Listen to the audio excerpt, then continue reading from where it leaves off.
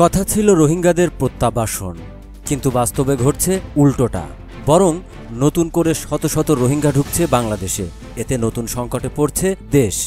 রাখাইনে চলমান সংঘাতে প্রতিদিনই সীমান্ত পেরিয়ে ঢুকছে শত শত রোহিঙ্গা।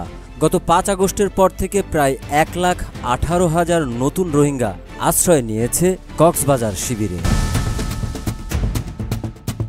শরণার্থী ত্রাণ ও প্রত্যাবাসন কমিশনের তথ্য বলছে এই সংখ্যা আরও বাড়ছে। আর জাতিসংঘের হিসাব অনুযায়ী গত ১.৫ বছরে প্রায় ১,৫০,০০০ রোহিঙ্গা অনুপ্রবেশ করেছে বাংলাদেশে।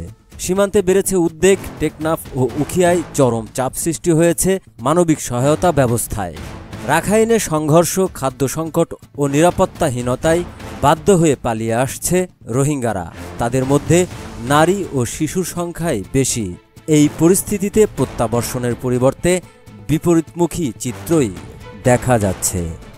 বিশেষজ্ঞরা বলছেন এটি শুধু মানবিক সংকট নয়, বরং বাংলাদেশের জন্য জাতীয় নিরাপত্তা, সামাজিক স্থিতিশীলতা এবং অর্থনীতির ওপর চরম চাপ তৈরি করছে। বিশেষ করে কক্সবাজারের জনসংখ্যার ভারসাম্য ইতিমধ্যেই নষ্ট হয়ে গেছে। বাংলাদেশ সরকার আন্তর্জাতিক মহলের সহযোগিতা চাচ্ছে বারবার।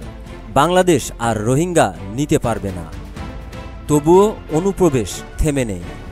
যদি রোহিঙ্গাদের ফেরত পাঠানো না যায় এবং রোহিঙ্গা প্রবেশ বন্ধ না করা যায়, তবে অদূর ভবিষ্যতে বাংলাদেশ আরও গভীর সংকটে পড়বে, এমনই আশঙ্কা করছেন নিরাপত্তা বিশ্লেষকরা।